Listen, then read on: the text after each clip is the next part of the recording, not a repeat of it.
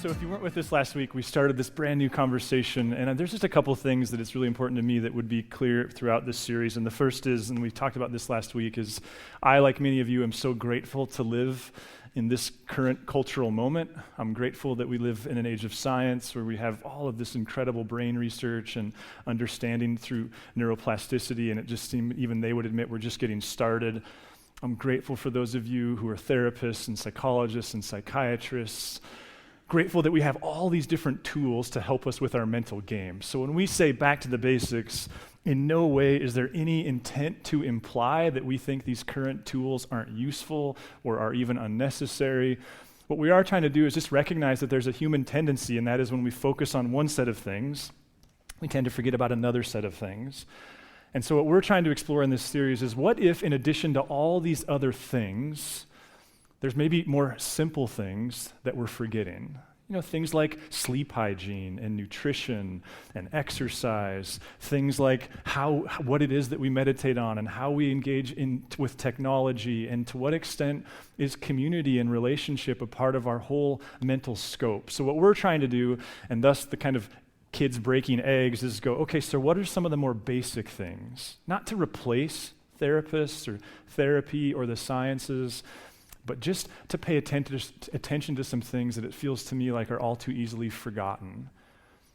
You know, last week, part of what I said was that when I listen to the way our culture's speaking about mental health, it leaves me with this impression that if we're not careful what we're conveying, especially to our kids, is that if there's something not right about you mentally, that's unique, and therefore you should get help.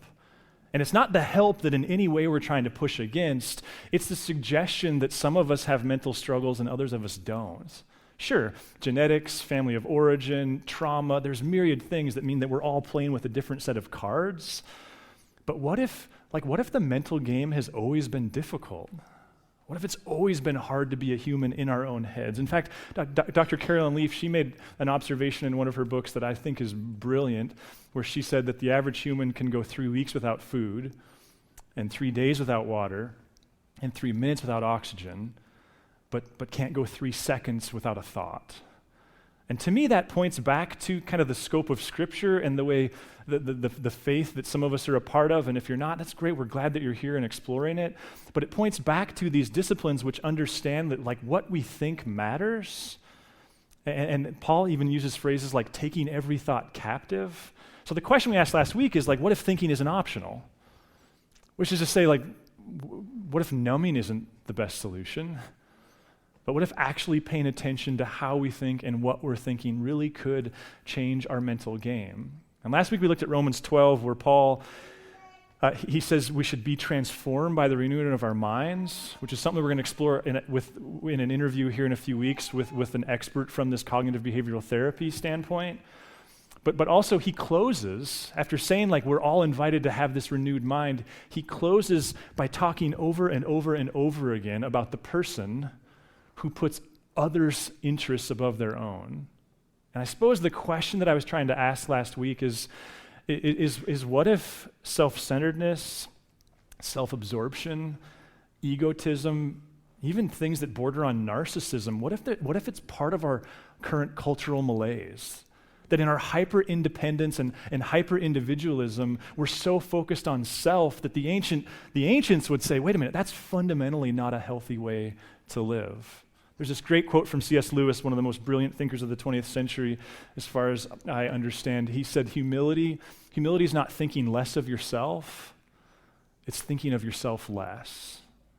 So that's where we left off last week, and I want to ask another question this morning, but first a preliminary question, and it's this: who are your heroes? I mean, have you thought recently about who is it that you admire? I mean, are they local? Are they national and international? Are they athletes? Like what? Because really what we're trying to get at here is, in your scope, what makes somebody a hero? Like what is it? Is it appearance? Their level of sexual attractiveness? Is it their power, their success? Is it tied to their ability to hit a baseball or spike a volleyball, play an instrument? Like what makes a hero a hero? Which another way to come at this is the opposite. Who are your anti-heroes? Just, although I will say that I think Monday night made it clear that the Broncos' greatest foe is not the Raiders, it might be themselves. But, like, what makes an anti-hero? I mean, culturally, frankly, this is something we've been exploring for a couple of years. Like, what fundamentally makes up a person that you don't like, an enemy? And again, is it a political thing? Is it a social thing? Is it an ethnic thing? What is it? And that would lead us then to this other question of who are the biblical heroes? And I don't really like that word biblical, but for lack of a better term, like within the scope of Christian tradition and history and the text, who are the heroes? I mean, I would pose a few. Abraham and Sarah. I think a great example. But then you go like, so what makes them a great example? Because it can't be moral perfection, because fittingly and ironically, even the text records them as morally imperfect people, which is somewhat refreshing. But then why are they heroes? Or Moses? Even if you're not a person who associates with Christian faith, it's likely you know of Moses, which would kind of make an argument for he's been a hero for a long time. What about him makes him a hero? Because he's also a murderer, to such an extent that when he finally went to go lead the Exodus, God almost killed him. Like it's this weird story in the story. So why is Moses a hero? Or Esther? If you've not sat with that story for a while, this summer I was trying to challenge myself to just not just read the Bible like line by line and word by word, but to appreciate for its story. And there was this one morning sitting out on our patio where I just read the book of Esther. It probably takes 20 minutes. It's a brilliant story. It's odd because God is never mentioned in the story, but his fingerprints are all over the story. But Esther, if you know the story of Queen Esther, like she's clearly a hero, but why? Like what makes a biblical hero a hero? And I think the question I'm really trying to get at here is, like my heroes growing up were Ozzie Smith and John Elway. John Elway for his teeth, and Ozzie Smith for obvious reasons. The guy could play baseball. But what happens in our mental game if we don't grow up in who our heroes are? Like what happens if we're 50-something people whose heroes are heroes because of the status that they have, the power that they have? And if we don't grow into more moral qualities, like what does that do to our mental game? And if we do grow into moral qualities, which are the ones that are worth admiring? Back to the question, what's a biblical hero? Well, I'm not claiming to be the authority or to have an exhaustive list, but there's a couple things that stand out to me. One is self-giving love. Abraham and Sarah, Moses, Esther, I'm grateful that the text records their faults. But one thing they're quite good at, every one of them actually left a place of luxury and power to accomplish less for themselves, but more for others. It seems clear Abraham and Sarah were powerful people when they left the land God called them from. Moses could have just hung out in Egypt for the rest of his life. Esther, she had it going on and with her life. They all sacrificed something. But here's this other one, and this is the one that I want to consider this morning as we think about mental health, and it's this idea of courage. Like all of them also have that quality going on, don't they? Which leads to this question: what if courage is a cardinal virtue? And here's what I'm trying to ask, because I'm not a wordsmith and I can't claim to have scholarship around what makes courage courage, but it has something to do, it would seem, and here's what I'm really trying to mess with, is what if on some level, to be a healthy human is to live with some mental and emotional discomfort? What if part of what we're conveying, if we're not careful, is the point at which you have said discomfort, you should numb it, you should run from it. Normal people don't have it. But what if real heroes, whether those in the Bible or in countless other places, what if part of their makeup is their ability to do things despite feeling, despite internal conflict? Now, what do I mean by this word cardinal? Because we talk about cardinal directions. I went to Google. Cardinal comes from the Latin. It comes from the Latin word cardo, which means hinge, which is also kind of a beautiful picture, isn't it? Like, what if courage is one of a few things that if it goes away, the thing just doesn't work? Like imagine eliminating one of the hinges from your door. Some of you are like, I do. Every time my kids close the door, I imagine the hinge disappearing, or one of them, or your door, like of your house. It just wouldn't work. What if courage is that important? Now, here's where I think one of the more helpful moments for me as I was considering this and its place in the text was, some of you might remember on Mother's Day, our friend Brian interviewed a handful of different women over 2 different gatherings. They all had great things to say. What gripped me in that experience, and what I spent some time reflecting on the next morning as I was doing some writing, was Kelly Sheridan. Some of you may know her. She attends the 9 most of the time. She's this awesome teacher who's taught at C.R. Anderson for ever and ever and ever. Brilliant woman. But she shared, and it was so simple. She said there was 2 things she wanted her girls to know. 1, God is with you. And 2, she said, there will be times when life is hard, and in those times, I want them to know God is with them. And as I was reflecting on that, it just kind of exposed for me this, I think, immature tendency to operate on the assumption that I'm entitled to a life that's not difficult. Maybe that's because of the season that I lived in, because now and I'm just getting old, but as I pay attention to this window that I've grown up in, born in 1978, post the world wars in Vietnam, pre-COVID and all these other things, I'm starting to think maybe I've spent most of my adult life in this tiny sliver of time where one could actually live under the assumption that life was easy. And sure, my family of origin and that I'm a white male, there's all these different things that would contribute to that. I get that's not every person who's lived in this sliver of time, but still, it's starting to feel clear like maybe that was this little tiny window. But what if Kelly's on to something, that to be human is to actually operate on the assumption that life will be hard, which got me thinking about Richard Rohr. I don't always love Richard Rohr, but I don't always love myself, so that's okay. But Richard Rohr is this Catholic priest who often offers a lot of neat things to say, and he's observed for a long time that one of the things that other cultures were better at that ours isn't are these initiation rituals. He talks about the initiation rituals of primal people. And in there, he observes 3 things that these other cultures did more consistently. That they had a way of conveying to their kids who were becoming adults 3 ideas. 1, life is hard. I don't know about you, but it feels like oftentimes cultural Christianity says the opposite. Like if you're doing faith right, life is easy. 1, life is hard. 2, you will die. And 3, life is not about you. And I just wonder, again, what if part of our cultural mental funk is that we're a part of this unique moment in time, many of us, who actually have the audacity to believe that we can push against these things? I referenced a podcast on the Mind Map from Bishop Barron where he interviewed a couple people, and they were talking about several cultural things. But one of the things that stood out to me, it was in this same season, what was I think it was the man in the interview.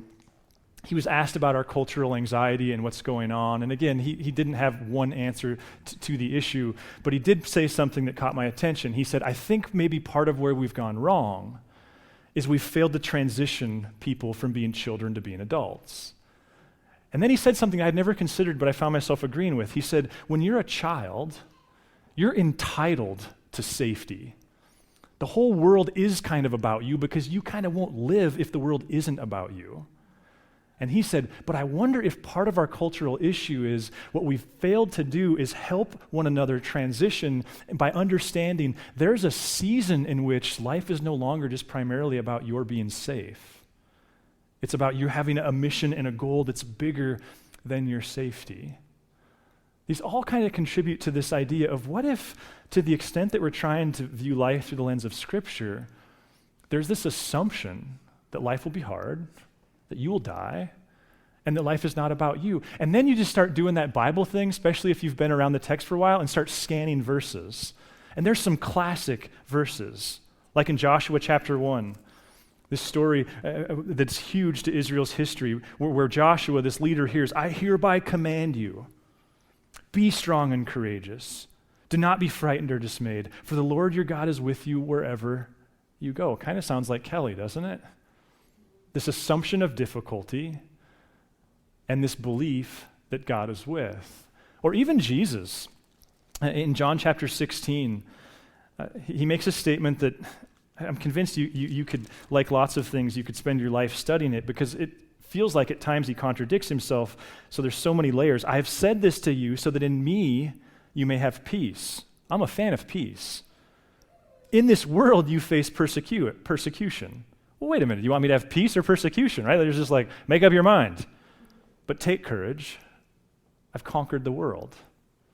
What's the message there? And to what extent is it a message of like, life's going to be hard? Well, then I went to my Bible software, quite honestly, and just searched out the word courage. Because I'm not an expert on these things, but I know that oftentimes there's words that mean courage that aren't translated courage. And that's when I found this gem in my mind in 2 Corinthians.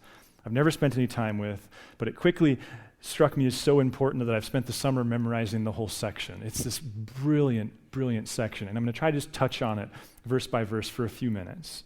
Verse 16, so we do not lose heart. The word heart there is courage. So this whole line of thinking that Paul's going to walk us through is like, here's where my courage comes from. Even though our outer nature is wasting away, our inner nature is being renewed day by day. I mean, that is the Christian life right there, isn't it? It's the devotional life. There's this sense of a God who can bring peace despite what's going on. For this slight momentary affliction is preparing us for an eternal weight of glory beyond all measure. I think one of the things we have to be very careful when we read this, in my opinion, well, it's not just mine, I think this is just objectively true, that there's a cultural Christianity that would say the message is about the physical life doesn't matter, so just hold on for heaven where you'll flit about with angels. And it's not what Paul's saying here. It's more clear to say he's talking about a physical existence that's more lasting than the one we're currently experiencing. But notice part of his whole premise for courage, the driver for his courage, is this understanding that this isn't it. That Jesus has conquered death. Because we look not at what can be seen, but what cannot be seen. For what can be seen is temporary, but cannot be seen is eternal. So his whole thing is there's this courage that I have, for we know that if the earthly tent we live in is destroyed, watch the way he builds on the physical nature of life. And if ever there was question whether or not there's dualism in the text, this would be the one like, no, this is not what he's saying. For we know that if the earthly tent we live in is destroyed, we have a building from God, and not just a building, something that's personal, a house not made with hands, eternal in the heavens. Like, I mostly hate camping because I'm like, why would I camp and sleep in a tent? I pay my mortgage. I have a house. It's essentially what Paul is saying here is he's likening this physical existence to the tent and saying we look forward to something that's more physical and more permanent. For in this tent, we groan, longing to be clothed with our heavenly dwelling. If indeed, go ahead to that next one, Donnie, if indeed when we have taken it off, we will not be found naked. So he's acknowledging that human sickness, that human sin, that evil has had this negative impact on culture, and the whole culture is groaning. And then there's this comment about nakedness, which is absolutely inexcusable in their culture, and it has to do with resurrection and whether or not we're embracing resurrection. For while we're still in this tent, so again, notice what he's trying to say is this world is actually the temporary version of physicality. For while we're still in this tent, we groan under our burden because we wish not to be unclothed, but to be further clothed, so that what is mortal may be swallowed up by life. These counterintuitive contrasts. He who has prepared us for this very thing is God, who has given us the Spirit as a guarantee. Now, back to courage. Verse 6, so we're always confident. It's the word courage. So we're always courageous. Why? Even though that we know that while we're at home in the body, we are away from the Lord. For we walk by faith, not by sight. Verse 8, again, yes, we do have confidence. Yes, we do have courage. And we would rather be away from the body and at home with the Lord. So whether we're at home or away, we make it our aim to please him. For all of us must appear before the judgment seat of Christ, so that each may receive recompense for what has been done in the body, whether good or evil. There's a contrast there, and it's as hard for me as I would imagine it is for you. But for Paul, the fundamental goal is what? I think he says it in verse 9. Like we make our aim to please him. The Puritans used to have this statement, we play our lives for an audience of one. The goal is not like that life is easy or comfortable. It's not just this kind of simplicity. It's this obedience, and it seems to speak to, therefore, how he finds his courage. So you could say to Paul, what gives you the right to be courageous? And his answer would be, in my opinion, the resurrection. Like it's the early church going, well, you can kill me, but what does that accomplish? Like death lost, I'll be alive. When I was exploring this idea of courage and cardinal virtue, I asked a friend who's a therapist, I said, so how many sessions do you need with somebody before you can determine whether or not you can help them? And I was shocked at how quickly they answered and how confidently. You know what they said? 1. I said, well, that's interesting. So what are you determining in that one session? And I feel like they might have even taken it down to minutes within the session, but that might just be my own brain adding to the story. So what is it that you need to determine in that session? And they said, I've got to figure out whether or not they're comfortable being uncomfortable. Because if they're not, then I can't help them.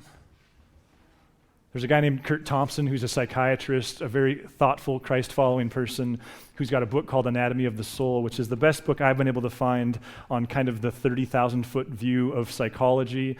And the first several chapters are written from, he would argue, this objective scientific place, but he is a Christ follower. And on the back end, he starts unpacking some of modern psychology through the lens of Christ. But in this chapter called The Mind of Christ, he makes this statement that I think I agree with.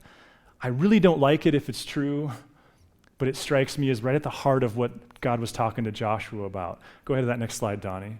He says, I forgot to fix my typo again. One, if not the primal sinful desire, is the urge for instant reduction of distressing emotions. I think we all have to sit with that and decide whether or not we even agree with it. But to the extent to which it's true, it would beg this question, what if courage, the ability to do hard things, what if it's a cardinal virtue? I thought I was onto a new idea, and then finally I went to Google. What I didn't know was Plato actually talked about cardinal virtues, and courage was one of them. Next slide. Plato's 4 cardinal virtues, prudence, justice, fortitude, courage, and temperance. Which again, what's he saying? It's like he's saying, if you're going to be a human like this door, absent these things, life just won't work. Aristotle picked these ideas up, and then even the early church picked them up. Ambrose of Milan, who lived in the 300s, I think was the first one to start talking about the 4 cardinal Christian virtues. Augustine talks about this. Even Thomas Aquinas talked about the 4 cardinal virtues, which leaves me asking this question, what if whatever the promises that come with Jesus are, they're not promises that mentally things will always be smooth and easy and simple? What if the whole Christian life, I think it's Bishop Barron that says every time God calls somebody, he sends them. And their sentness almost always implies difficulty. I mean, let's talk about being a classroom teacher, or let's talk about being a police officer, or let's talk about being a parent. What would happen if just our preconceived expectations for how we experience life weren't predicated on the idea that if you do everything just right, mentally, life will be simple and easy and clean? What would happen? Listen to what Paul said in 1 Corinthians 16. Maybe I'll just end here because it strikes me as like so blunt. Next slide. He says, keep alert, stand firm in your faith, be courageous, be strong. Maybe the question for you is like, what are the areas of life right now where he's not calling you to guarantees. He's not calling you to like exit strategies. Like there's just no getting around that you're in a situation right now that absent courage, you're not going to get it done faithfully with him. What are some areas where God's just calling you to courage? And to a greater extent, how do we find a healthier balance between at times needing interventions from therapists and psychiatrists and psychologists and the myriad other things, and at times recognizing life is hard, you're going to die, and it's fundamentally not about you. So we're going to reflect on resurrection a little bit more. We're going to give you a chance to take communion. If you've not done that with us, we loop row at a time. The band's going to come up here and lead us through a song. I'd like to pray as they come up here, and then Hannah will jump up and lead us through communion after the first song. God, as someone who I think would put myself at the very bottom of any kind of hierarchical list of courage, just for all of us, God, would ask for your help. That it's really easy to stand around and talk about how life is, it's inevitable that life would be hard. It's inevitable that circumstances would be hard. It's inevitable that we would personally experience what it's like to live in a world that's just groaning for the final implementation of your restoration. God, I pray for friends here that this isn't a hypothetical idea, like they're living it right now. Whether it's through their own physical health or their own mental, emotional game, whether it's through relationships or just the grief of transition and the unknowns. God, I pray that you'd lead us into being the kinds of people who, like, we raise the bar on what it takes to be a hero in our scope, in our mental economy. That it's not just about affluence or appearance, but that we have this deep admiration for people who do hard things. We love you, Jesus. Amen. Thanks for listening. If you'd like to learn more about Narrate Church, find us online at narratechurch.org or look us up on Facebook or Instagram.